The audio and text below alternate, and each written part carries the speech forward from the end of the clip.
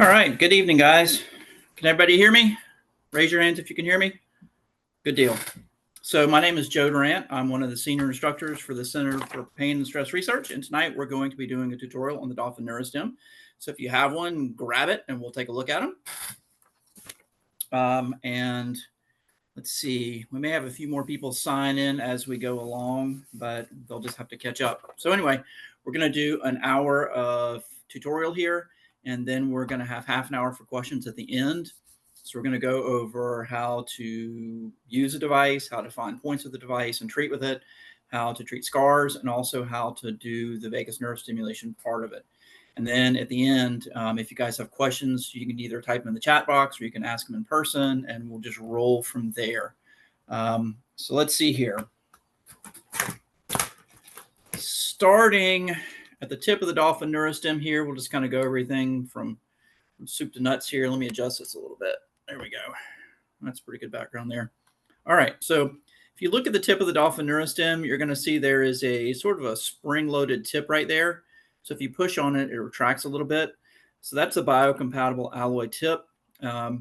And because it is attached to a spring that conducts electricity through it, we don't recommend when you clean these that you pour any liquid down in here, because that can actually interrupt your electrical signal. So instead, just take an alcohol wipe and wipe it off, or get a little hand sanitizer and wipe it off, and that's fine. Moving up from there, there's a black button right here. So if you push on that button and it's off, nothing happens. But once you have the unit on and you push this button, this does treatments for you. So as long as you hold this button down, you will be doing a treatment, and then you release a button, the treatment is done. And moving up from there, you'll see a little roller switch right here. So this is your on and off switch, but this is also your intensity control for the Dolphin Neurostim.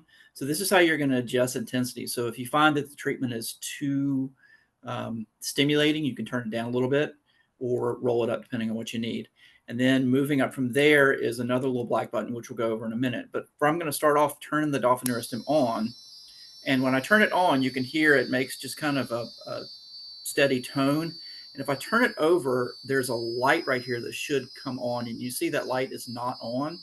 So what you should see is this. When you turn the Dolphin Neurostim on, so you're going to roll this on. When you turn it around, you should see a green light right there. If you don't see this green light, that's your indicator that you need to change the battery in it. So we're going to go over that in just a minute here. So these take a standard 9-volt battery, and all you need to do is have a screwdriver or a coin, like a quarter works fine, or even like a pocket knife or something like that. And if you look on the back of the unit, you're going to see that there is a screw at either end here. And a lot of people try to take these screws out to change the batteries. Like, please don't do that. If you take these springs out and take it apart, parts go everywhere. And it voids your warranty, and then you have to send it back to us, and we got to put it back together for you. And it's a huge pain in the neck. So you'll notice there's a battery compartment here, and all you have to do is just insert something in the edge of that battery compartment, and it should just pop right open. So once you look inside, you'll see a standard 9-volt battery there. And to get it out, you're just going to give it a little pop and pull it out. We do recommend 3 kinds of batteries for these. We recommend Energizer batteries, Duracell batteries, and they come stock with Panasonic batteries. These are kind of hard to find, but if you can find them, they work too. The funny thing about 9-volt batteries is not all 9-volt batteries are the same size. So this is a set size compartment right here. So it's designed to fit standard 9-volt batteries. But some 9-volt batteries are a little smaller and some are a little longer. So if you get a 9-volt battery that's too small and you put it in there, it's going to rattle around and you're going to get intermittent contact, and it's not going to be very good. It's not going to work very well for you. But if you get a battery that's too long, you're going to put it in there and it's going to end up pushing on the circuit board in here, and you can actually damage the equipment. So if you just stick to Energizers, Duracells, and Panasonic batteries, you're good. Definitely don't put cheap dollars for batteries in these. They have a funny habit of basically dumping all their voltage at once. It can actually damage the electronics in the device. So we definitely want to avoid that. So there's a little graph right here that shows you how to insert your battery. So you're going to slide that in. Let's get this right. And then before you close it, turn the device on, turn it over, make sure you have a good green light there, which shows you your battery change is good. And then when you put this little cap on, it's a really, really tight fit. So it's going to snap and make a lot of noise. It's going to feel like it's going to break, but I promise you it won't break. It's just designed to be a really tight fit to hold that battery in there for you guys. So I've been using this equipment for probably about, 20 something years.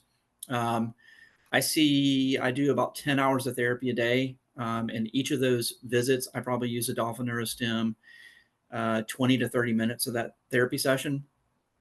And that's 4 days a week. So I usually get about a month of use out of one battery. So they do last quite a while. And if you're doing a lot of vagus nerve stimulation, it's going to go out a little bit faster than that. But it really doesn't take much electricity to run these. So you should get pretty good battery life. But every time you turn it on, make sure you got that green light. All right. So once the light is on, if I push this button now, you're going to hear the Dolphin Neurostim beep, and you'll see a flashing light right here. Okay. And you'll notice when I release this button, it stops. So as long as I'm holding this button down, you're doing a treatment. Moving up from there, there's a little timer switch here. So when you push this button in and turn it over, you'll notice that the light is flashing on this side, but it's not making any noise. So this is going to run somewhere between 11 and 14 minutes. And this is your timed treatment button. So what it does is it counts how many electrons basically go through the tip. Once it hits a certain amount, it reverts back to a steady tone. And you'll know the treatment's over once it does this. Okay. So depending on how strong your battery is, the timer may run a little longer or a little less, but you're going to get the same number of electrons flowing through there. So once again, it's on quiet. It'll do this for 10 to 15 minutes, then it'll put itself back into what we call the surge phase. Okay. If we turn the Dolphin Neurostim over to the other side, you're going to see, we've already gone over the battery compartment. You're going to see 2 little slider switches right here. And one of them says polarity. So the polarity switch is going to allow you to basically adjust the direction of the current. This is direct current. It's in the microamp range. So that's why it's called microcurrent. And you'll see a minus, a plus, and a plus minus symbol. So in acupuncture, there's this concept of tonifying and sedating. Some conditions you need to bring up and some conditions you need to bring down. So conditions you need to bring down are conditions of excess. So that's most of the things you guys are going to be treating. That's like headaches, neck pain, back pain, tight muscles, constipation, nausea, other things you might treat. Emergency points. There are points for asthma attacks. You would definitely want to bring that down. There are points for heart attacks. Obviously, you want to bring that down. Seizures, you want to bring those down. So most things you're going to be treating are things you want to bring down. But sometimes you run into situations where you want to bring things up a little bit. So things you might want to bring up will be things like Bell's palsy, where somebody's got a droopy face. And there actually are some acupuncture protocols, some acupuncture facelift protocols, and you can use those to tone muscles to bring things up a little bit, which is also useful when you have people who may have had strokes. So that's how you're going to use that. And if you have any questions about what polarity to use, there's a book that comes with the Dolphin Neurostim called Natural Health, and it's got a lot of protocols in it. And we'll pick one out here. We'll pick one for heel pain. And if you look next to each of the points on there on this side, you're going to see either a minus or a plus. Okay. So in our guidebooks, whether it's this book or you're looking at the Vagus Nerve Recovery Manual, in the Vagus Nerve Recovery Manual, there are a lot of points marked as well. And you'll see that sometimes there's a positive next to it, and sometimes there's a negative next to it. So if you just stick with the protocols we have together, you'll do exactly what you need to do. The good news is you can't really screw this up. So if you pick the wrong polarity, you're not going to really mess anything up. The treatment just won't be quite as good as it would have been had you had the correct polarity. So then you've got this little biphasic setting down here at the end, which is a plus minus symbol. And you guys are going to end up using that some when we do scar release stuff in a few minutes. Moving below that, you're going to see another slider switch here. And this slider switch, you'll see it has skin type on it. So it's got dry, normal, and wet. So when we start using this device to find treatment points, so this finds acupuncture points, motor points, and myofascial trigger points. And those are all the points that are marked in these books. So you have a point finder here that'll actually let you know when you're on the treatment point. And the way it does that is by measuring how conductive your skin is. So acupuncture points, motor points, and trigger points are all much more conductive to electricity than most of your skin. So when you pull this across the skin, it's actually going to cue you that you're on an acupuncture point. And it's going to do that. You're going to see the light go off and you're going to hear a really high pitch with the device. So we'll demonstrate that in a minute. But we need to go over one more thing. And you'll see there's a little metal plate right here on the Dolphin Neurostim. When you're doing treatments, it's really important that you touch this metal plate because electricity has to have a way into the device and a way back out of the device.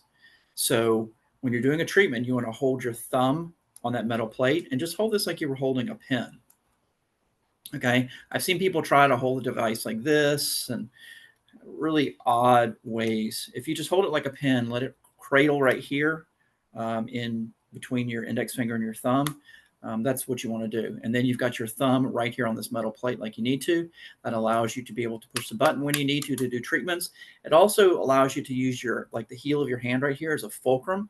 So as you pull this across the skin, it allows you to have more fine motor control. And some of these points you guys are looking for are really small. So you need to move slowly. And if you're just kind of holding this up over an area, it's really difficult to get that fine motor control to find the points. So without further ado, let's go into how to find some treatment points here. So I'm going to look at the vagus nerve recovery book right here. And if we look on page 12 in here, if you have one, you can follow along. You don't necessarily need to. But we're going to first look at this point right here on the hand.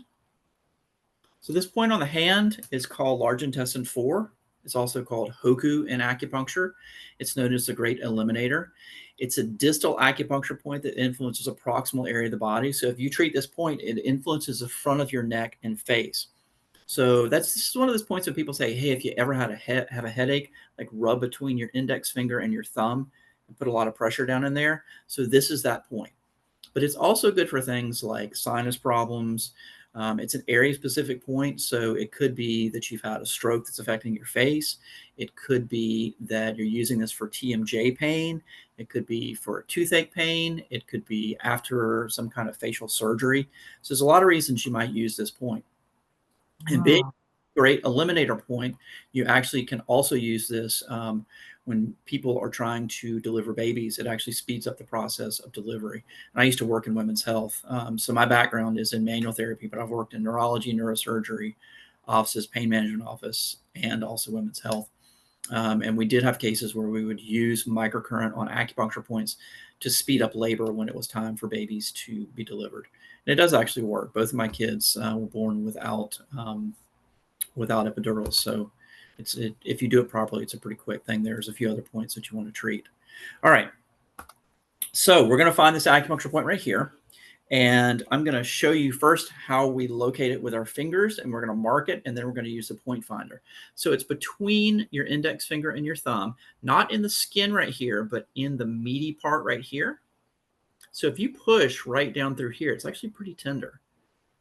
And it's an uncomfortable sensation. And if you turn your hand this way and kind of make a squeeze your thumb up, you'll see like a little mountain pop up right there. So on the top of that little hill right there is your acupuncture point. So we're going to mark this. Let's find a marker that's going to be good for this. Let's see here. All right. So I've got a little blue mark on my hand right here. We're going to see if I'm close to the acupuncture point. So the first thing I'm going to do is turn the Dolphin Neurostim on. And I'm going to check. See, I've got a nice green light there, which tells me my battery's good. I'm going to make sure I have my thumb on this metal plate. And if I were treating someone else, it's important that I have skin-to-skin contact with them. So I couldn't, if I'm treating myself, I don't have to like put my hand down on my hand because I'm already touching this. But if I were treating someone else, let's say I was treating somebody's face, I would need to put my hand on their face and then touch this down. Or I could put my other hand on their face or on their hand or on their arm, just skin-to-skin contact somewhere. It doesn't work if you touch the clothing. So that's not going to work. It's got to be skin to skin somewhere. So if it were someone else and I were trying to find this point, I would just drop my hand down on theirs. And then I'm going to put this down and I'm going to turn this. I'm going to hold it the wrong way. And I'm going to move this around in little circles like this. And I'm actually going to set this over on what's called a wet setting so you can see what happens. And you'll notice that as I move this around, when I get over the acupuncture point, I hear a high pitch. Can you guys hear that higher pitch? So that tells me that I'm over the acupuncture point, but you notice the light isn't going out. Well, my skin's not wet. So when you're sweaty, that's salt water, and that's very conductive. So my skin is a little bit drier. So if I switch the sensitivity meter here over to, let's say I put it over to the dry setting, that's the most sensitive on here. So we're going to try it again so you see what happens. So I'm going to pull this around, and I apologize, guys. The cleaning lady is outside running the vacuum up and down the hall, and I don't really have much control over that. But if you hear anything in the background, that's what it is. All right, so we're going to pull this over, and as you watch, as I get over that blue spot, the light goes out. I can move off the spot, and you see the green light, and as soon as I get on the spot, you hear a really high pitch, and the light goes out. So those are the two things you look for when you're trying to find treatment points. You're always going to hear a really high pitch, and the light should go out. Now, of the two of those, the most satisfying one is to have the little green light go out. But sometimes you run into people who have super dry skin, and when their skin is that dry, sometimes you have a really difficult time finding points. And sometimes your only indicator is going to be that you get a really high pitch with this device, and that's enough. I can tell you that after years of using this, I don't ever really look at the light anymore. I just listen to the tone of it. But one little trick that you can use is if somebody has super dry skin, if you simply take a paper towel and wet it, and then pull it across the skin where you're looking for the point, and then dry it, that hydrates the skin enough that you can locate the points. So acupuncture points are like little channels that allow you to get electricity into your system. This is so little electricity that if you just set it on points that aren't acupuncture points or motor points, it doesn't really break through the skin to get to the muscles and nerves below there. If we use more electricity, it actually becomes counterproductive. It pushes your body in the wrong direction. So you have to use a tiny amount of electricity. We don't want to give the body a little nudge. And when you do that, it's going to relax muscles. It's going to drop your cortisol levels. It's going to increase your high frequency vagal tone, your heart rate variability. It's going to increase ATP production by 400 or 500%. So there's a lot of cool things that happen with microcurrent. The downside to it is that the skin is a pretty good barrier to small amounts of electricity. So you need to be able to find these points. And I can tell you that after training people for about 20 years to do this, there's a learning curve of about a day or two where you kind of have to play with this a little bit to figure out how to find points. If you have a kid, just hand this to them and they'll find points for you all day long. But as adults, we have a much harder time with that. When my kids were little, they could find points everywhere, points that I had a hard time finding. But anyway, it's like a game for them. So anyway, we're going to turn this on. We're going to pull it over till we find our point. And once we find our point, once the light is out, I'm going to hold this black button down, and you're going to hear the device beep. So we're actually going to count out beeps. So when you're doing these treatments, like any of the treatments you see in this book or this book, you're going to give it a general count of about 30 beeps. And that's not the same thing as 30 seconds. It's probably going to be closer to about 15 seconds. If you have more time, that's great. But we set our protocols up so that people are able to get these protocols done in about 15 minutes because these are used a lot in physical therapy practices and in chiropractic offices and in pain management offices. The VAs use them. So everything is done in 15-minute segments. And for some reason, somebody decided somewhere along the line that you get 4 15-minute units of therapy, and that's all you get. So anyway, we try and set it up so that it runs quickly. Hang on just a minute. Oh. All right. So the downside to using these point finders is this. If I take this device, I want you guys to watch this, and I push it down really hard on my skin, you'll see the light goes off. So that's not an acupuncture point. So if I set it down, it's fine. But if I push really hard, you'll notice the light goes off. So let's find another point, nothing, and then I'm pushing really hard. So if you push really hard with this, it's going to compress the skin. When you compress the skin, it actually becomes more conductive to electricity, but you're not treating the acupuncture points. So you'll get some benefit from that, but not the same kind of benefit you're going to get as if you treat the actual points, because those are the ones that go kind of right down into where the nerve is. So you want to pay attention to that. All right. So let's find another acupuncture point here. On page 12, we're going to find this point on the elbow right here. You can see there's a point in the crease of the elbow right here. And that point is called large intestine 11. So large intestine 11 is a homeostatic point in acupuncture. So the deal is this: in the world of acupuncture, you have all these lines that run through your body called meridians. Each one is named after an organ system, and each of the points is numbered. So you'll have lung 1, lung 2, lung 3, lung 4, spleen 1, spleen 2. And they either begin or end at the tips of the fingers near the nails or near the tips of the toes. So those are going to be the ends or beginnings of the acupuncture meridians. So when you see something that says LI11, you need to know what the organ is that it represents. LI is large intestine. LU would be lung. But there's a little guide at the beginning of your natural health book that actually tells you a bit about all of the different meridians in acupuncture. And, you know, there's a whole diagram on there for you guys to kind of look, and you can study it and, you know, get an idea of how that works. We don't have time to do all that tonight. But anyway, let's go over how to find large intestine 11. So to find this acupuncture point, this is a great point. I use this a lot when my kids were younger and they had fevers.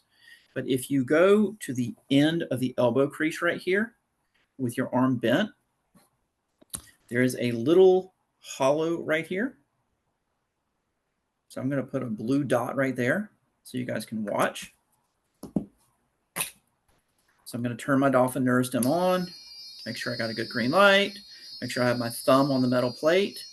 And I'm going to pull this across the skin, and right when I get on top of the point, the light goes out, so I'll turn it around so you guys can see it. So as I pull this around, light goes out, pitch goes up, so we got the point. So at that point, we're going to push the button and hold it for about 30 beeps. And then we are going to take our thumb off, and we're done with that point. So that's basically how you go about following our protocols in here. And we have protocols for all kinds of things. We even have stuff like we have veterinary acupuncture points. We have points for horses. So we have little, if you happen to have pets, we do have some books like this you guys can get your hands on. And before I forget, let me go ahead and tell you guys. So tomorrow you guys are going to get an email from the Dolphin Neurostim folks, and it's going to be an invitation to join our Facebook forum. So I really recommend that you do that, because when you join that forum, you're able to ask questions on that forum, and the people who are instructors for, like, there's 5 or 6 other instructors with the company, and we'll all get on there and answer questions for you guys. It's also a good way to kind of get in the community and find out, you know, you might type a question like, hey, has anybody ever treated psoriasis in an autistic kid? Like, how did you do that?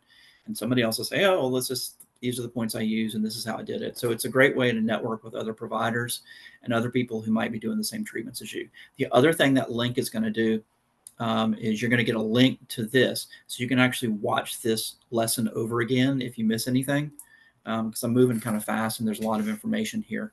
So anyway, look for that tomorrow, and do get signed up for that. Okay, so we've gone over how to hold the device. Now, the other thing about this is you will absolutely drive yourself crazy watching this light, because sometimes when you do treatments, the light's going to be off. Sometimes it'll blink when you're doing treatments. There are 2 times when you need to look at this light. So you want to look at the light when you first turn it on, and then you want to look at the light when you're finding acupuncture points and treatment points. After that, just don't look at the light. Okay, it's not going to do anything but frustrate you, because depending on how high you have this turned, depending on how conductive the person's skin is, and a number of other variables, it may blink, it may not blink. The lights may run in, if you're using 2 of these devices, the lights may sync up together, and you'll start to think, well, maybe I need to let the lights sync up together. Like, don't pay any attention to any of that. I can promise you it'll drive you crazy, and it doesn't mean anything at all. So just look at the light when you turn it on and watch the light when you're looking for treatment points, and you're good to go. All right. So the next thing we're going to do is we're going to go over how to set up vagus nerve stimulation. So you guys should have, typically it's a white box like this. The vagus nerve stimulation kit comes in. It looks like this, and it's got some bags in it.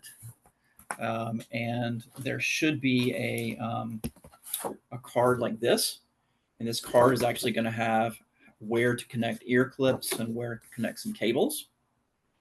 And then you've also got this guide that you can do a lot more reading about the vagus nerve. So we're going to take a minute and talk about the vagus nerve before we get into this. So the vagus nerve is the longest nerve in the body. It kind of starts behind your ears on either side, comes down, kind of meets up in the middle, goes all the way down to your gut. And it is the information superhighway between your brain and your gut. More information goes from your gut to your brain than goes from your brain to your gut. So they actually call the vagus nerve the second brain.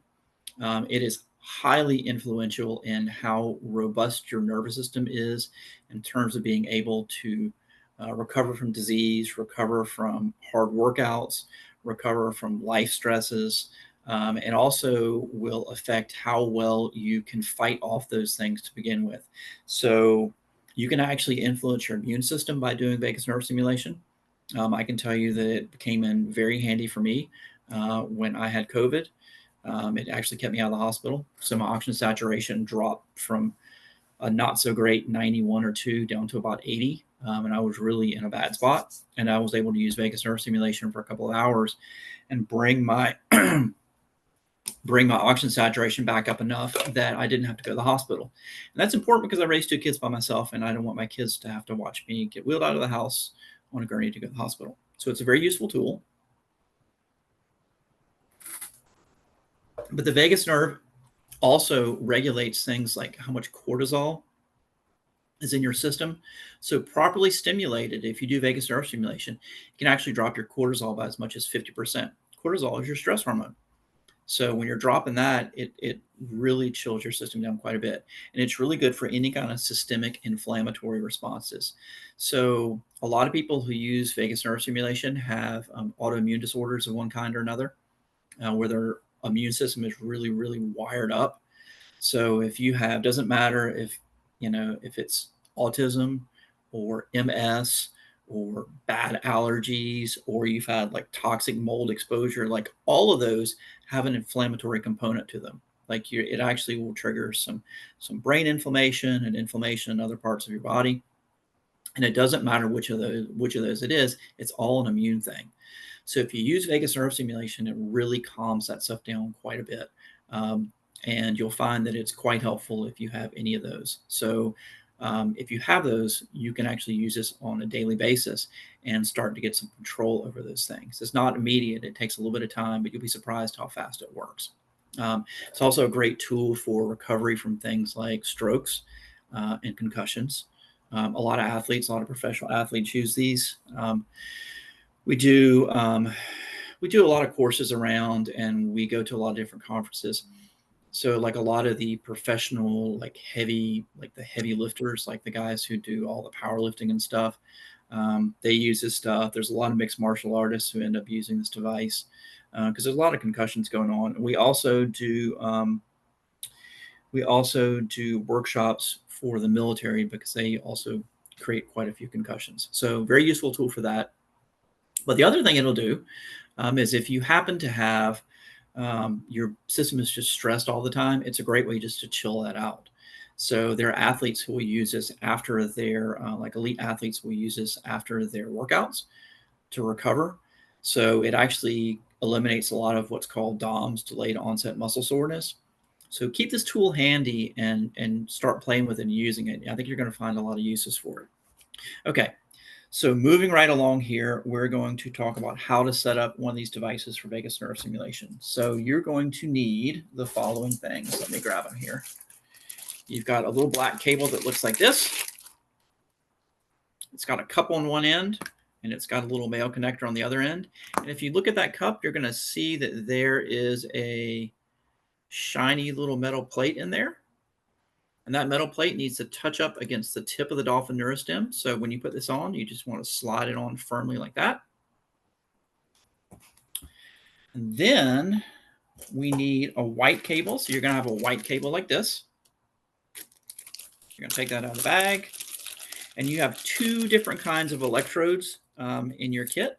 You have some little oval electrodes that look like this. And then you should have a package of larger rectangular electrodes that look like this. So you need both of those. And what you want to do is take an alcohol wipe of some kind. In this case, I'm just going to use a little bit of hand sanitizer here. And you want to clean this metal plate on the Dolphin Neurostim. So you just want to clean that off a little bit right there and then wipe that down. So that's going to get all the oil from your fingers off of there. And if you do that, these little oval electrodes are quite expensive because we have to have these specially cut for you guys to fit. So these are never going to go on your skin. So as long as these don't get oil on them, you can use these over and over and over again. I've got some of these little electrodes I've been using for months, and they just never touch anybody's skin. So you're going to take one of these, you're going to put it on the Dolphin Neurostim like this. You'll notice that your white cable looks like it has a male end and a female end, but if you look inside there, there's actually a male connector. So it doesn't really matter which end that you use. Some hospitals require that we have this little shroud on the end of it. So we're going to connect this up to the little electrode here. And then the other end is going to go to one of these. And the other thing you want to do is wherever you're going to stick these electrodes, it's a really good idea to clean those with alcohol as well. If you're just doing this on yourself, you can use one of these electrodes for several weeks, and it really saves you some money in buying new electrodes. Obviously, if you're using them on different people, you would need a different electrode for each person, but you want to clean the oil off of your skin. And you'll notice on the guide here that there are, we recommend using these either below the tummy or typically on the left wrist. So in this case, we're going to take this and put it on my left wrist. Now there are 3 acupuncture points on the left wrist. So I'm going to show you what those look like here. There are 3 calming acupuncture points on the wrist. You don't need to look at this, but I'm just showing you what we're doing. And then if you take this electrode and put it either across your wrist right here or down like this, you can cover those 3 electrodes, those 3 acupuncture points. And those acupuncture points are what's known as the golden triangle in acupuncture. They're calming points. So now you're connected to your Dolphin Neurostim like this. The other place you can put this is 4 fingers below your belly button. That's your other location. So the other thing you have in here is you have 2 choices. You have what's called a Y wire like this.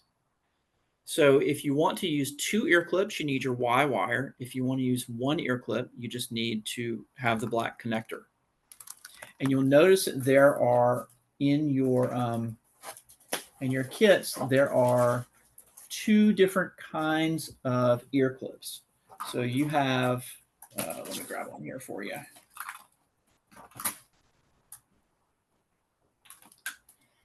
You have black ear clips that if you look inside have a little metal, shiny metal thing on them. And you have white ear clips that have kind of a foam on them like this. So if you have sensitive skin, these are the ones you want to use. If you don't have sensitive skin, these metal ones conduct electricity a little bit better.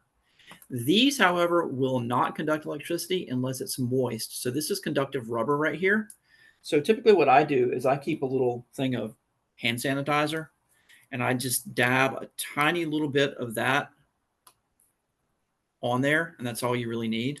But you could put a little bit of salt water on there or something like that. Anything to make it conductive, you're good. You can also do that with this one. If you have really dry ears, you probably want to moisten this, because what will happen is the electricity will pick one tiny little point of skin on your ear, and it'll just go through that, and it gets to be a little bit uncomfortable. But if you moisten this, it spreads the electricity out, and you're in a good place.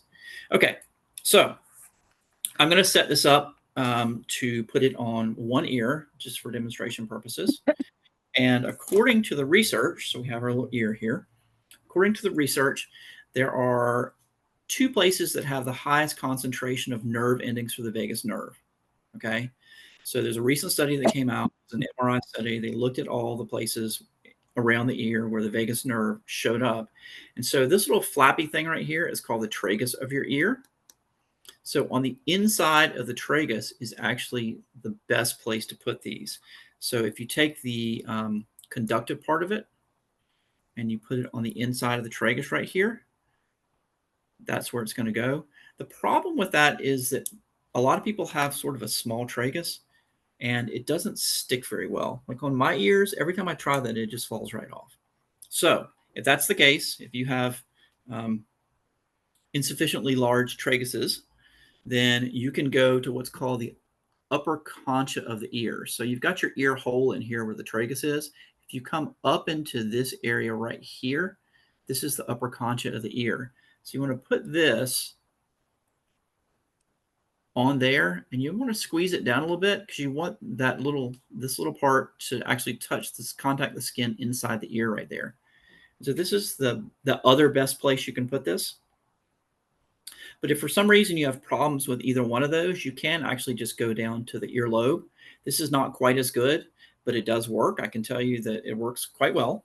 And sometimes when you're working with smaller children, this is the easiest place to put it, because they tend to pull on them a lot and pull them off, and you got to put them back on again. So this would be the best place you would want to put it for like working on a kid. All right. So if you're going to put this on your ear, you'll notice we do recommend using the left ear. So the left ear tends to bring things down, and the right ear tends to bring things up. Most of what you want to do is calm your system down.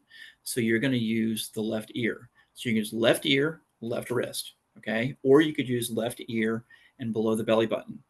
You want to set the Dolphin Neurostim on the negative setting. So remember, we're trying to bring things down. So if we do that, we're going to turn it on. And you'll notice when I turn it on, I get a really high pitch. The light is out, so that tells me I've got a good connection. It's almost like finding an acupuncture point. And I'm going to push this little black button, and it should go silent. Sometimes you'll see this flash. Sometimes it doesn't. Like I said, don't pay attention to that little flashing thing. And it'll just be silent. And what you'll notice is if you have really sensitive ears, you may feel it tingle a little bit in there. And you can just adjust the sensitivity, the intensity of it with this little roller switch right here. So that's how you're going to go about doing that. And just hang out and wait. The first time you do vagus nerve stimulation in here in our office, we usually do a 5-minute treatment the first time to just see how people react to it. Some people have a very sensitive system and some people not so much. So there are some people who will notice a tremendous difference with 5 minutes of treatment, and most people don't. But we recommend starting with 5 minutes, adding 5 minutes a day until you get up to about 30 minutes. So what you want to look for is, does it make you feel like a little sedated? If you feel tired after you've done a treatment of vagus nerve stimulation, maybe you need to back off by a few minutes. You don't want to feel tired after you do this, but it will calm your system down a bit. So the other thing you can do is if you're using one electrode, you can take this and go to your right ear. And again, you can go to the earlobe, you can go to the upper concha, or you can go to the tragus, and you can put this on your left wrist. If you put it on your left wrist, you want to put this on the positive setting, okay? So putting it on the positive setting is going to bring things up. So if you found that you did a treatment, you felt a little bit tired afterwards, you could put it on the positive setting, run it for about 5 minutes. What I don't recommend is doing a 5-minute treatment of this before you go to bed at night. It's going to make you pretty wired up. So generally speaking, if you're going to do a positive treatment, it's a good thing to do usually at the very least before about 3 o'clock in the afternoon. Some people, it doesn't affect them at all, but you just don't want to be one of those people who ends up staying up all night long. All right. So once we've done that, the other possibility is we can attach this Y wire And then we can put a clip on either ear. And if you do that, if you put a clip on either ear, you want to go to the left wrist.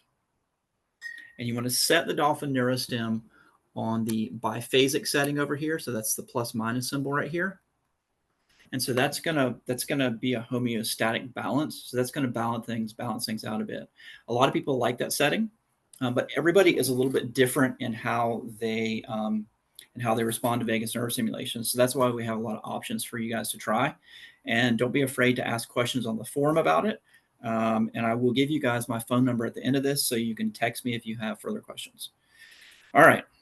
So that's kind of it on the vagus nerve stimulation portion of it. And we're going to move on now to how to treat scars. And this is actually one of my favorite things to do with the Dolphin Neurostim. So after being a therapist for 30 years and using this stuff for 20-something years, I have seen all kinds of things. I've seen scar injections. I've seen cupping. I've seen magnets. I've seen like fill in the blank. Work on scars, gua sha, and massage techniques and stuff like that, stretching. I've never seen anything that releases a scar as fast as a Dolphin Neurostim. But if you're going to treat a scar, you need 2 of these. Okay. So what we need to be able to do with these is we need to be able to bounce electrons back and forth through the tissue. And we're actually going to repolarize the scar tissue.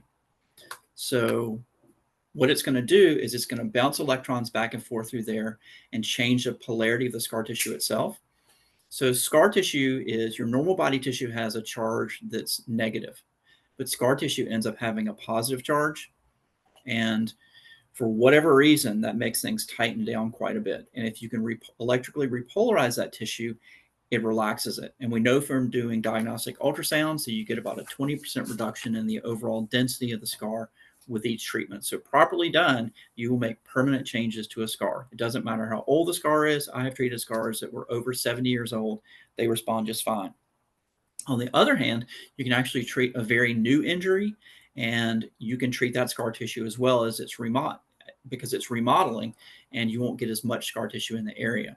This works on everything from brain surgery scars to spine surgery scars to abdominal surgery scars. When I worked in women's health, we even treated episiotomy scars with this, joint replacements, knee replacements, open heart surgeries. There's a lot of different places where you would want to use this, and it works quite well on burns as well. So what I found is, for teaching you guys how to treat scars, the best thing to do is for me to demonstrate it for you guys.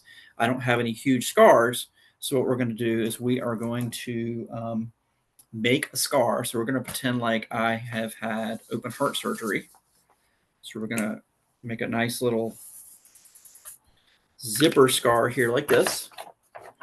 I'm actually going to tape this to my shirt so you guys can watch as I do this.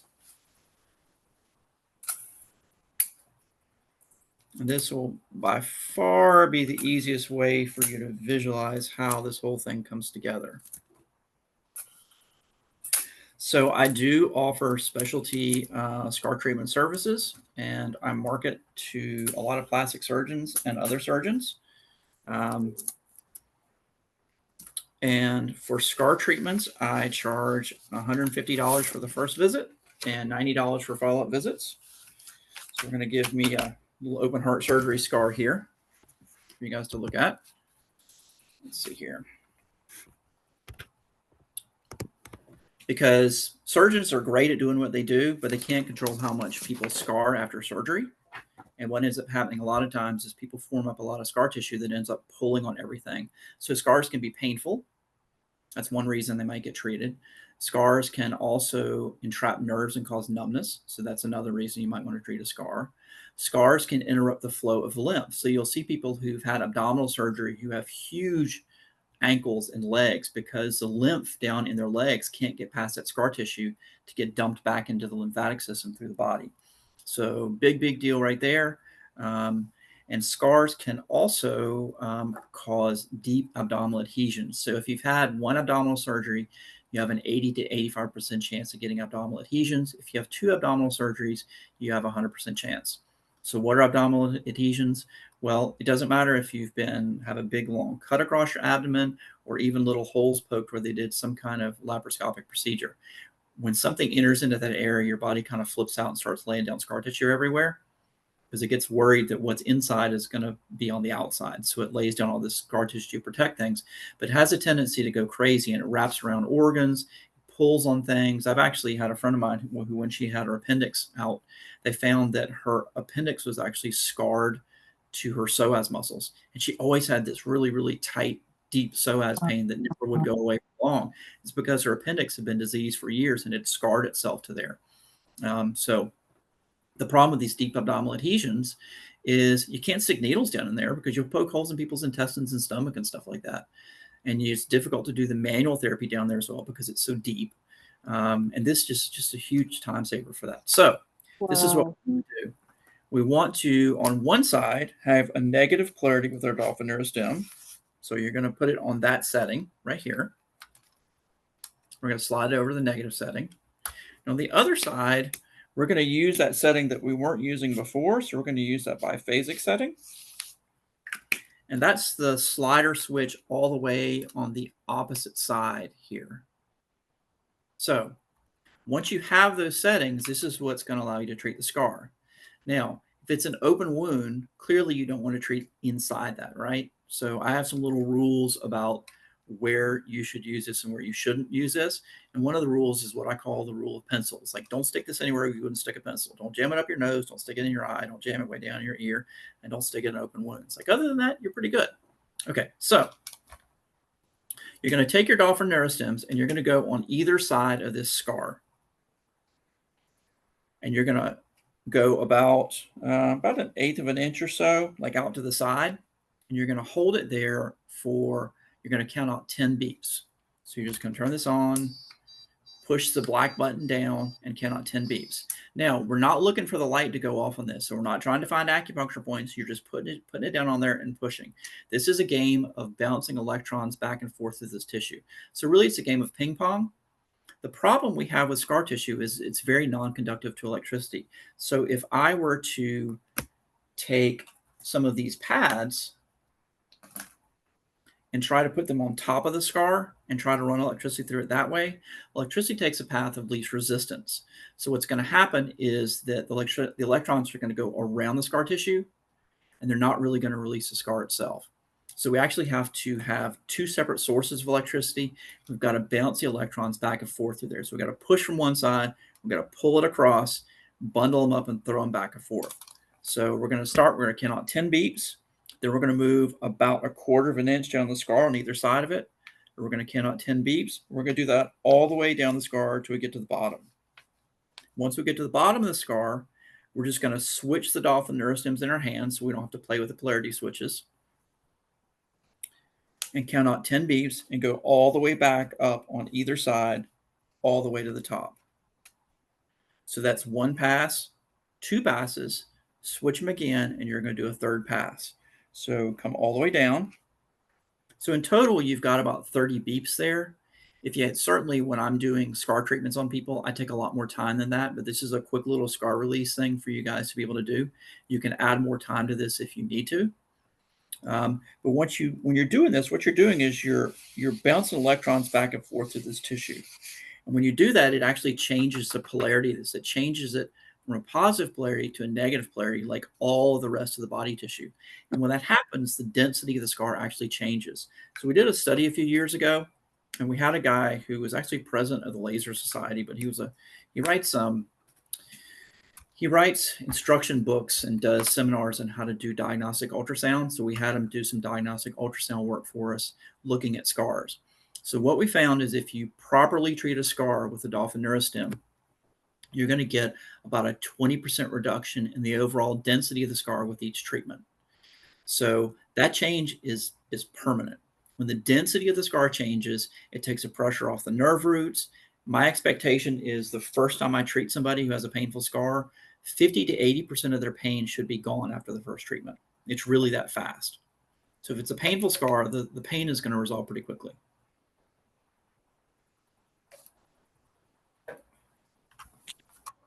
So This is what it looks like in practice. You got your 2 Dolphin Neurostims. You got negative on one side, biphasic on the other.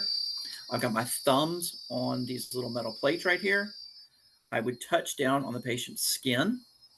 The other option you have, you can purchase these from the Acumed folks, the Dolphin Neurostim folks, is you can get these little,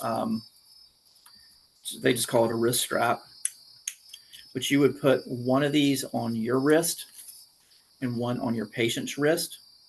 That way, if you were doing like a scar down the middle, you wouldn't end up having your hands on their chest and on their breasts.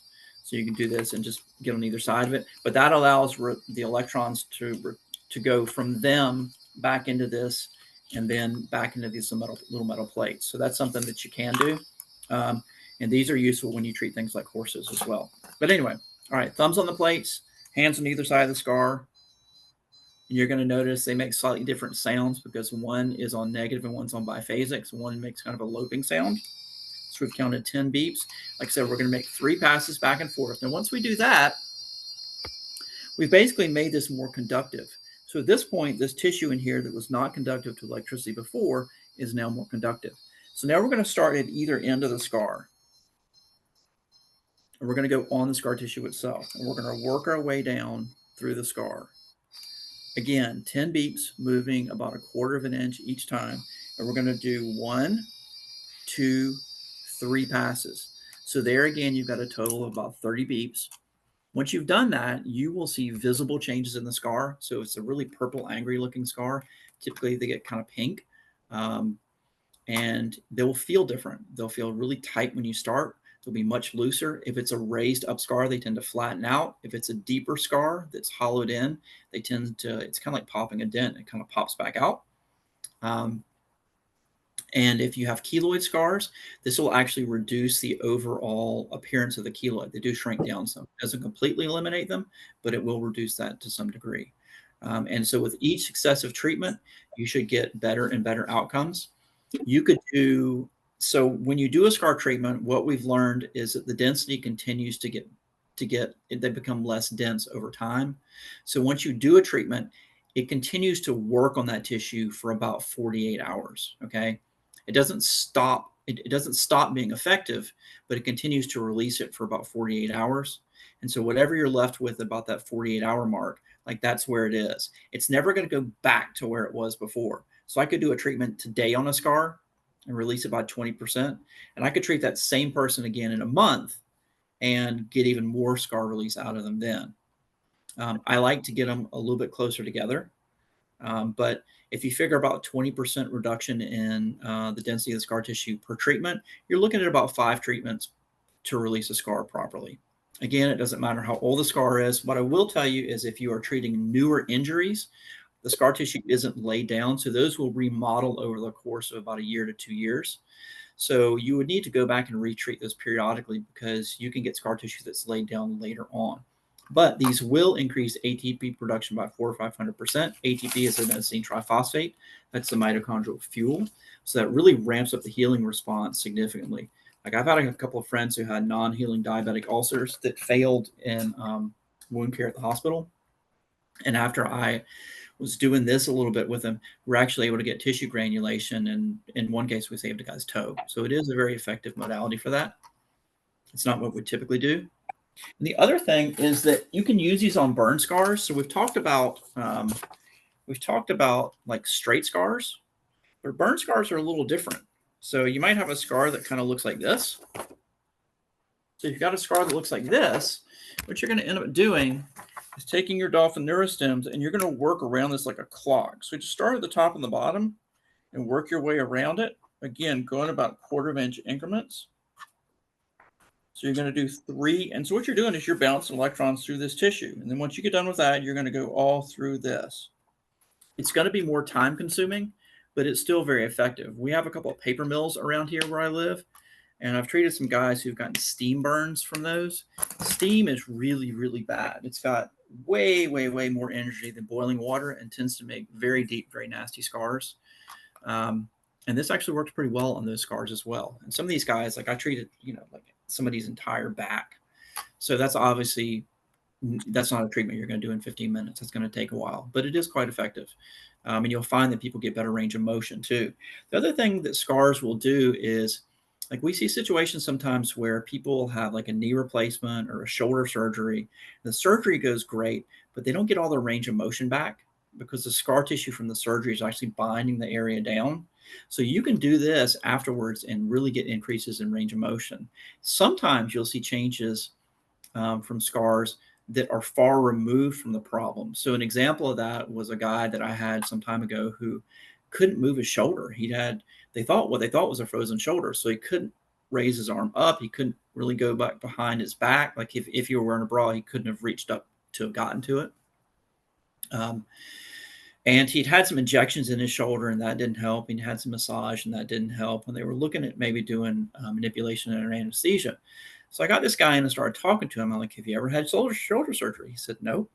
I said, have you had any surgery? He said, well, yeah, I mean, I had a hip replacement about 1.5 years ago, but no shoulder surgeries. Well, his hip replacement scar was on the same side as the scar, as his shoulder problem. So what was happening was that the scar down here was pulling. So he couldn't raise his arm up, not because of what's going on with the shoulder, but because of the fascia, the connective tissue that runs up the side, was bound down by this scar. And that's not an isolated thing. You can have a tiny little scar like somewhere on your body that affects range of motion other places. So fascia is like it's like a bodysuit of connective tissue. So it's like you put on a spandex suit. Anywhere you put scars through that, it'll bind it down and it can actually affect your range of motion. So there's one more reason why we want to treat scars. And it doesn't really have to do with pain in the area or range of motion restrictions. Scars electrically affect your autonomic nervous system. So you guys probably have heard the term your fight or flight response. So that's the autonomic nervous system. That's the sympathetic nervous system. Well, scars electrically hold more current than the surrounding tissue. Numbers are something like normal body tissue has a resting charge of about 80 millivolts. Scars have a resting charge of somewhere around 1.6 volts. So it's considerably more current. And what will happen is that your skin and all this tissue has sympathetic nerve fibers that run through it. And they affect things like how much you sweat and peripheral circulation and stuff like that, depending on how stressed your system is and how aroused your system is. So the scars can actually act as a battery and electrically stimulate those local sympathetic nerve fibers. Not a lot, but a little bit 24 hours a day, 7 days a week. And what it does is it winds up the autonomic nervous system in your brain and acts as a stressor to your system. So a very old scar can make newer pain hurt worse. So a lot of times when we get patients who are chronic pain patients, what we have to do is we have to look at all the things that have happened to them before to release those things so we can bring down their overall level of pain so that we can then move on to treating the area that's problematic for them. Also, like let's say you've had something like a concussion. Okay, so you've had this trauma to your head. Well, that's a stressor to your nervous system, but there are other things you have to consider. So does this person who has a concussion, do they have nerve impingements anywhere in their back? That stresses the autonomic nervous system. It winds things up. It creates inflammation. So it perpetuates the effects of the concussion. Does this person have scars anywhere, like surgical scars? So we've done some concussion research and tracked patient recovery. And one of the things that created a significant difference in recovery from these concussions was actually treating their old scars. Seems like a really strange thing, but actually was a very important part of it. So actually, if you take our advanced concussion course, that's actually one of the things we teach you is how to release scars to affect concussions. So just because you have a scar that's not painful, it doesn't look bad, it doesn't seem to pull on anything. If you have any scars and you're treating yourself for problems, it's a good idea to take a couple of these and do a scar treatment on yourself. Okay. So I think we've covered everything having to do with scars. So now we need to talk about contraindications, like what to do with this and what not to do with this. So I explained to you guys my rule of pencils. Don't stick this anywhere with a pencil. That's a pretty easy one. If you have somebody who has a history of seizures, avoid treating them directly on top of their head. So there's a point there called by we. It's called governing vessel 21. And that's a point that even with needles is contraindicated in acupuncture. So don't treat that if you got somebody who has a history of seizures.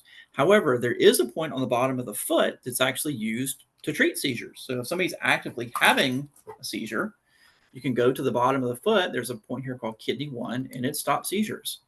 And we actually had a guy in one of my courses have a seizure, and we tested the point, and by golly, it works. So I got to say, like, it's a pretty effective point. But just don't treat on top of the head.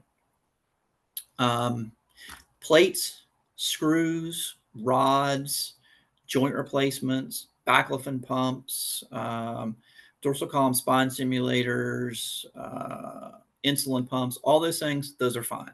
Don't worry about those at all. If your patient has a deep brain stimulator, you want to check with the neurologist. You want to take the little there's a little package insert that comes with the device in the little let's see where it is. In this box right here. If you go and open this up, there's a flap right here, and under this flap you'll find a little piece of paper that has all the electrical outputs of the device. You can take a copy of that, you can send it to the neurologist, and he can sign off on it. Same thing goes for things like pacemakers and defibrillators. Those historically are contraindications for any kind of electrical stimulation. However, if the cardiologist says it's okay, you generally should be covered. So you want to check with them on that.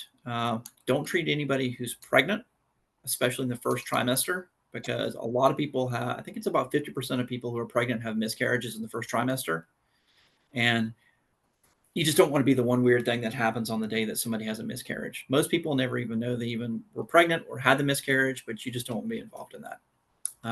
When I worked in women's health, we did treat pregnant women with these. It was always under the guidance of the OBGYN. If you are pregnant and treating yourself, do not treat over your tummy when you're pregnant. That's a general contraindication. Even doctors seem to be pretty good with putting TENS units on people's backs when they have pain. They say just don't treat over a gravid uterus. Treating the back seems to be fine. Do not treat around the insides of the ankles. There are acupuncture points here that are used to set off labor. And I have used them to induce labor in people before, and it does work if they're ready. Like if you do it by accident and then you find out the person's pregnant, don't flip out. The homeostasis of pregnancy is a really hard thing to overcome. Chances are you're not going to run into any trouble whatsoever, but do kind of avoid this point. So if somebody's pregnant, avoid here. Avoid that point on the thumb that we treated earlier, large intestine 4, because it is the great eliminator that pushes energy down. We're trying to keep this energy in, right? Don't treat on top of the head because that point pushes energy down. Again, we're trying to keep the energy in. Don't treat on top of the shoulders right here. These points right here are actually major energy movers and push energy down. So you want to avoid those as well. So those are points you want to avoid during pregnancy. Treating kids is fine. We've actually done workshops for All Children's Hospital down in Tampa. They were using these devices, I don't know, it's probably about 10, 15 years ago, but they were using these for spasmodic torticollis in babies. Babies who had wry neck, their heads were all pulled over to one side. There's some acupuncture points on the hand that work very well for that. But when you're treating babies, you want to turn this on low, and you don't want to do as many beeps. So when my kids were little, I used this for things like colic, and they wouldn't go to sleep at night. It was a way to just chill them down. It would bring fevers down. So it's a nice little tool to have for those kinds of things. You can treat pets with these. Same rules apply. You want to work your fingers through the fur and touch some skin, and then touch this down on the points. Like I said, we do have whole books like this one this one's actually on horses. So if you have a horse with itchy skin, we've got protocols for that. And you can buy charts for dogs, cats, and horses, that kind of thing. Let's see, other contraindications. I think that's just about everything. So what I'd like to do at this point is kind of open up the floor for questions if you guys have any questions. And you can either unmute your mic and ask them, or you can type things in the chat box over here. So we've got about half an hour or so, and we can run that whole time on question and answer, or if you guys finish before then, we can be done. So just kind of let me know what questions you guys may have. So I guess my question, I have a few, but what about treating tattoos? Would you treat it just like you would, like you described, like the big steam scar, or? Yeah, tattoos are considered a scar. And they just a study actually just came out the other day. If you have a tattoo, and it does not matter if it's a tiny little tattoo, your chances of getting lymphoma increased by 20%. I don't know why. It's just a new thing. But anyway, maybe it revs up the autonomic nervous system. I don't know. But anyway, in acupuncture, tattoos are treated as scars. These days, people tend to have a lot of tattoos. So, like, don't go crazy on treating them. But if you think one is, like, if you know a bit about Oriental medicine and somebody has, let's say they have trigeminal neuralgia, okay? And we know that that's a very painful thing. And one of the meridians that's involved in trigeminal neuralgia is the stomach meridian. It goes from here, it goes all the way up. So if somebody had a tattoo like like on their chest right here, like where the stomach meridian comes up to the face, that would be a good tattoo because that interrupts the flow of energy up through that area. So sometimes treating those can be a useful thing.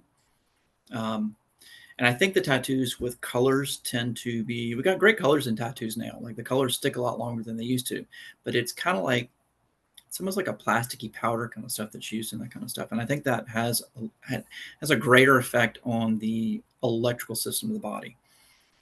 So anyway, yeah, treat them like, don't try and treat individual line on it. Just treat it like a big, like you were treating a burn scar. All right. So that's question number one. How about your other questions? What about transplanted skin? Treat it like a scar. Okay. And on a new transplant, I actually do have some experience with this because my son got burned when he was quite little and did have to have a skin graft. And so I would do this. I would put it on just the lowest setting on negative and biphasic, and I would just what I would do is I would push these constant treat buttons so he wouldn't hear all the whining and screaming of this thing, and I would just do a couple of beeps around it. Even that little amount is enough to help heal it up a little bit faster. So I did it when he had fresh, and they put dressings over that kind of stuff, so I couldn't get directly where it was. But as long as you treat around that area, so other things to treat that counts as scars. So you ever had a broken bone? That's a scar. Mm-hmm. If you ever had a chronically sprained ankle, like that counts as a scar. Like those are areas of scar tissue. Do you have TMJ jaw issues with adhesions in here? Like that's a scar. The one that almost everybody misses, like most people when they were little fall, and they'll usually have a little scar right there where they've That would hit be my themselves. son. Yeah, well, that's at least I have one. My younger brother has one. My son has one. My daughter doesn't. What can we say? As guys, we don't use our brains as much as women do. It's just Yeah. kind of how we are. We're kind of little Yeah. one-track creatures. So that's one that people miss, and that's on the conceptual vessel. So that's a really important meridian acupuncture. So that's a good one to treat. The other one is that a lot of people get hit right here, and sometimes they get concussions, and sometimes they don't. But everybody whacks their nose at some point. So if you treat this whole thing as a scar right here, you will be surprised how it affects things like just generally how you feel, but also how much pressure. Like I've seen people with chronic headaches treat here, and they were fine after that. So anyway, what else you got? Is there any special considerations with treating your own scars? No, Okay. no. Oh, the other thing, cancer. I'm glad you asked about special considerations. All right. Yeah. You probably shouldn't treat over active cancerous tumors. There actually is a form of microcurrent that is used for treating brain tumors that actually shrinks the tumors. These do not happen to have that medical indication. So you're on your own if you go do something like that. So where do you learn about that? My daughter actually has a brain tumor. Well, is it a cancerous tumor or just a brain tumor? No, it's on her pituitary. So it is starting to shrink. It's like 1 millimeter smaller this year than it was last year. But Right. yeah, I didn't even think about it. I do know of some people who did some studies looking at some different types of tumors with microcurrent, and I'm not endorsing that for Okay. this, but I know that they were able to use microcurrent to shrink those tumors. Okay. So, you would need to talk with your doctor about that kind of thing. Yeah. This is a tiny amount of electricity, but anyway, that's good information to have. But don't treat over active cancerous tumors Right. because there's the idea that theoretically that's an area of uncontrolled cell growth, and you happen to have a device here that can accelerate cell growth. If you have someone who has cancer, like you can get the doctors okay, and there's probably a lot of positive things you could do. I used to have an oncologist on the floor below me, and he would do chemotherapy in patients, and he would have patients who would get so sick they just couldn't continue therapy.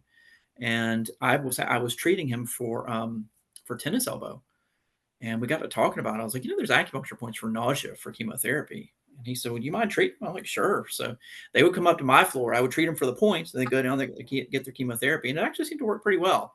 Like it didn't completely stop it. Oh, morning sickness too. Ooh, these really work well for morning sickness. When my kids were in kindergarten and first grade, their teachers both were pregnant and had terrible morning sickness. I would walk my kids into school, and I would treat the teachers. I would treat the nausea points on the teachers. And on those days, like the teachers were great. If my kids were sick and home, like the teachers were sick. It was actually pretty funny. All right, what else you got? So I've had mine for a while. So mine don't have the blue tips like yours. I know there's something different, but there's so much information to take in that I don't remember what the difference is in the blue tips versus my whites. The blue tip. Okay, so with your device, and I have one sitting right here.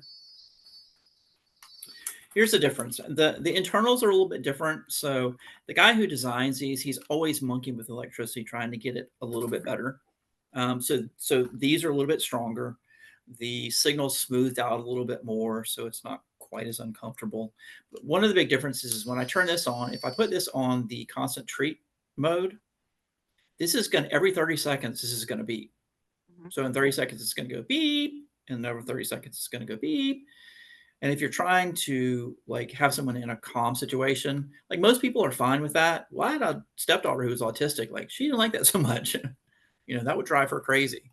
So this one will run for forever until the battery runs out. And the problem we were having is people would put these on, they would put vagus nerve stimulation on and get in bed at night.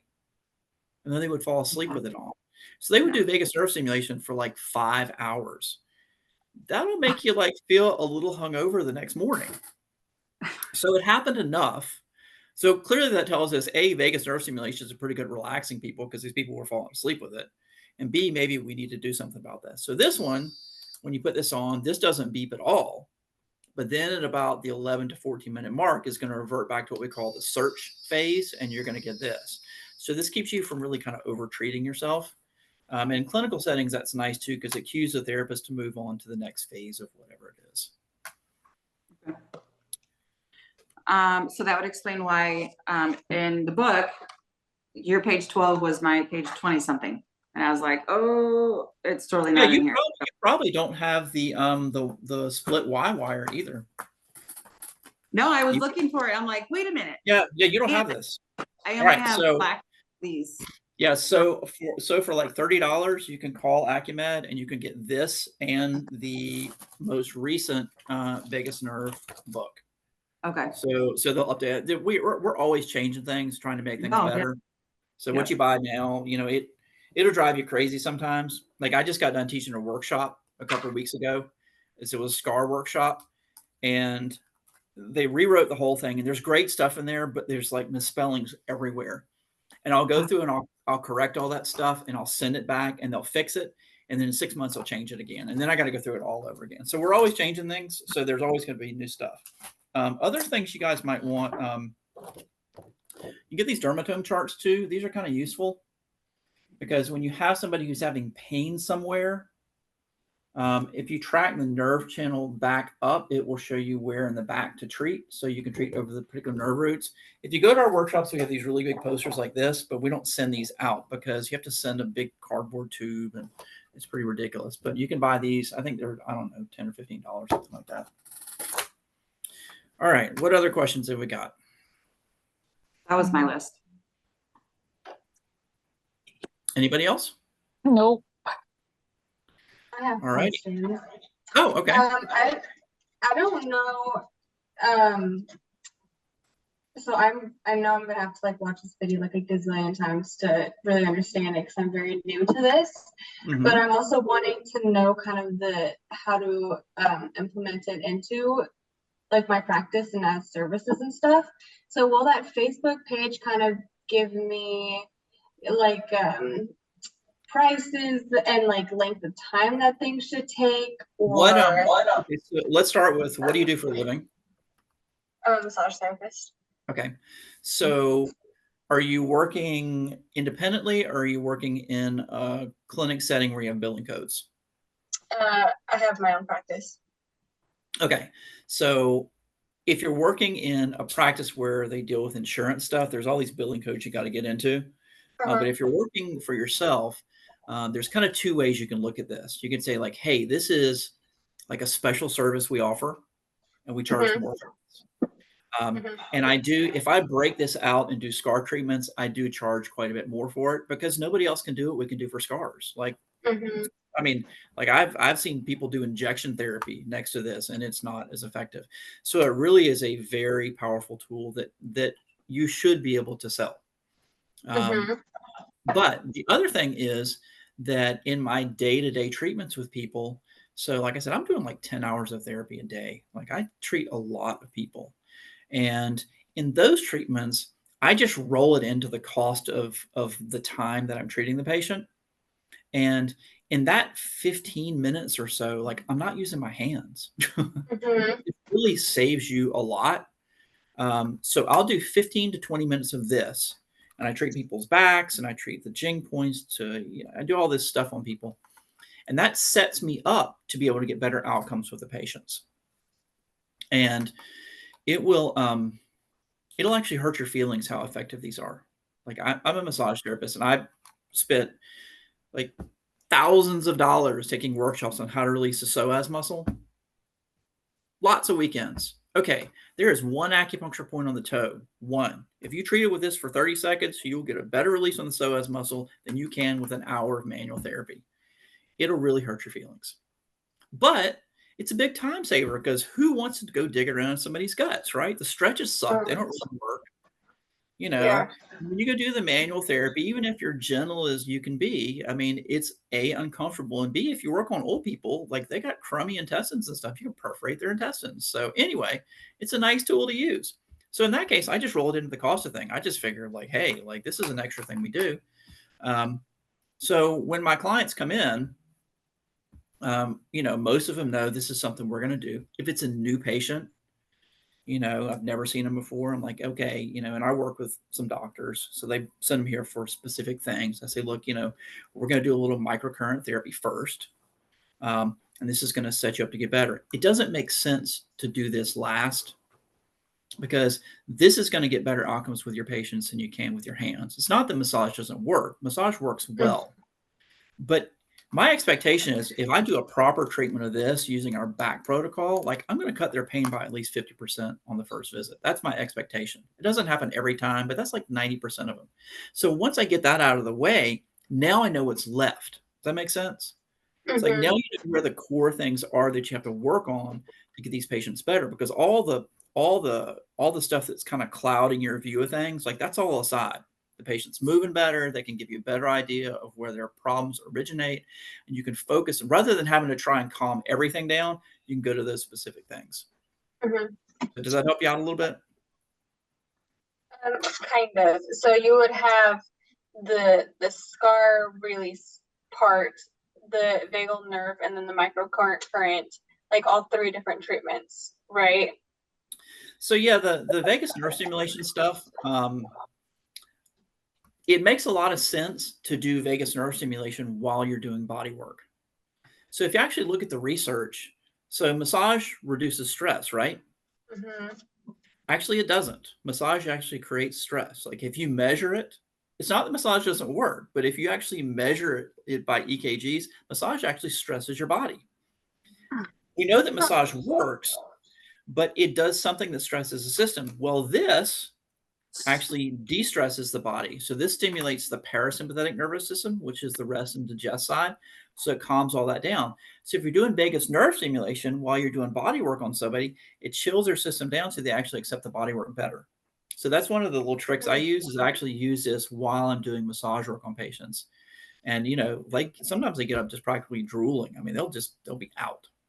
So it's a great little tool for that. You know, experiment around with that a little bit, you know, and make sure when you put it on, make sure they don't feel anything. You want it subsensory, so they don't feel any stimulation whatsoever. And just lay them down and do your massage stuff and run that stuff on them. Like, it really is pretty nice. Okay. All right. Other questions? Nope. All right. We got about 8-9 minutes left. If you guys have any more questions, let's go ahead and get to them. So if you want, I can tell you, so I'm a TA for James Wasowski. I'm also a massage therapist by trade. I'm going to see James this weekend. He's going to be in, right. he's going to be in Cherokee. So I'll see him up there. You'll have to. I'll probably be sitting in the back of his class. So he'll be like, and on the break, Joe's going to come up here and demonstrate how to release a scar. Like, that'll be me.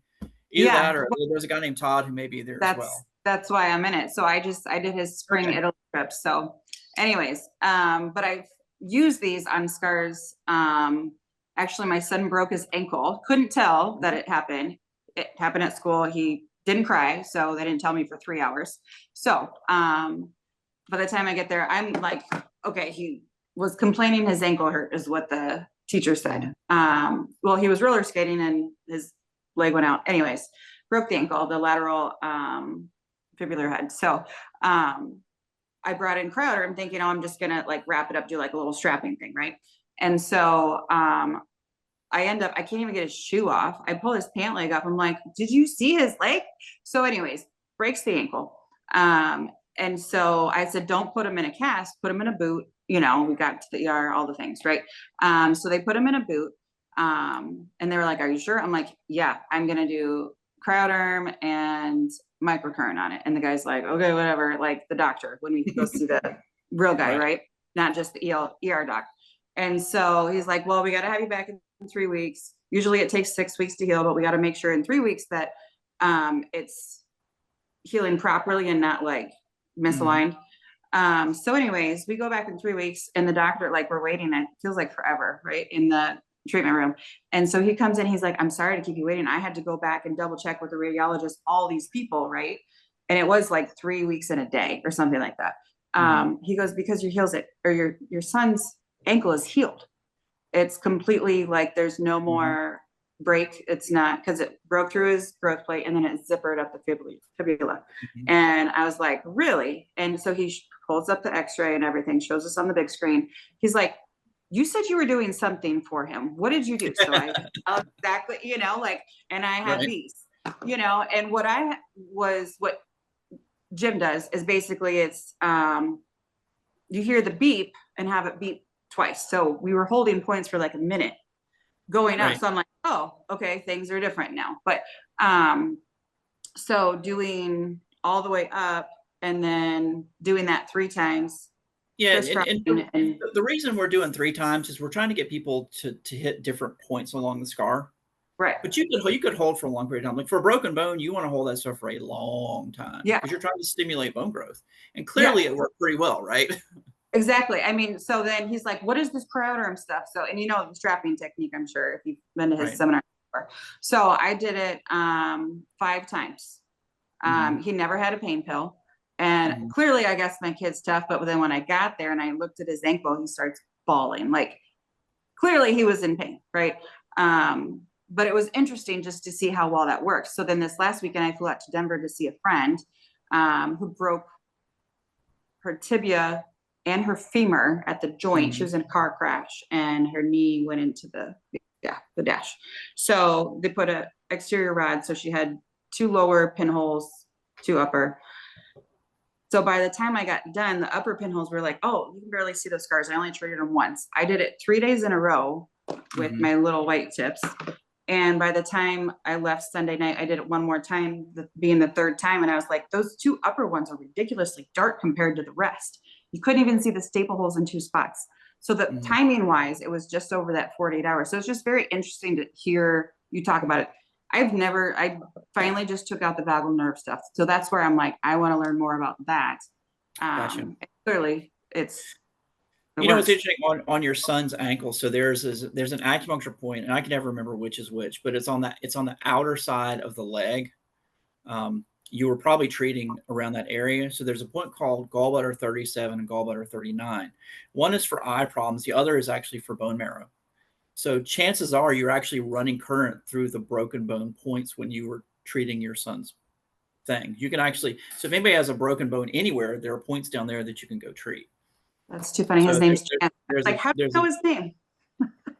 Yeah. No, that's really cool. Yeah, because it was clearly I'm gonna treat things differently now, knowing just a regular scar, but with broken bone. It was up and around, but yeah, each time I'd go out a little bit so I wasn't in that same spot. Right.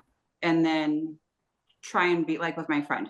Like you can see where the dots are where you've been. So if these were two, I'd try and be outside, Yep. In between. Granted, they aren't that. You just keep doing that. You're on the right path. So in other words, if you don't have any formal training, you can still not mess it up and do some productiveness is what I take it as. Look, I live in South Georgia, okay? And I treat some real nice folks. Some of these people are from way out in the country and just not particularly savvy when it comes to stuff. But they buy these units because like it works for their pain. Like all they know is like they take this and they stick it where it hurts and they hold it there and it feels better. And they're pretty effective. Yeah. So if you actually like learn a few acupuncture points, you could do amazing things. I know. You can't really screw this up. Like it's microcurrent. So microcurrent in and of itself actually reduces pain. Like don't think for a minute that you're going to hit all of these points the first time you do it. But if you get close to those points, like you're good to go. Like you're going to end up doing some good treatments. So anyway, all right. Well, we are coming up on 9 o'clock. So I'm going to end this meeting for you guys. You guys look for that link tomorrow. And we will see you guys. You guys can sign up for the seminar again, by the way. You can retake this. So the tutorial. Yeah, you should be able to. So look for an email tomorrow from us. Anyway, y'all have a nice evening. Pleasure meeting y'all, and we'll catch you next time. Thank you. Thank you. Thank you.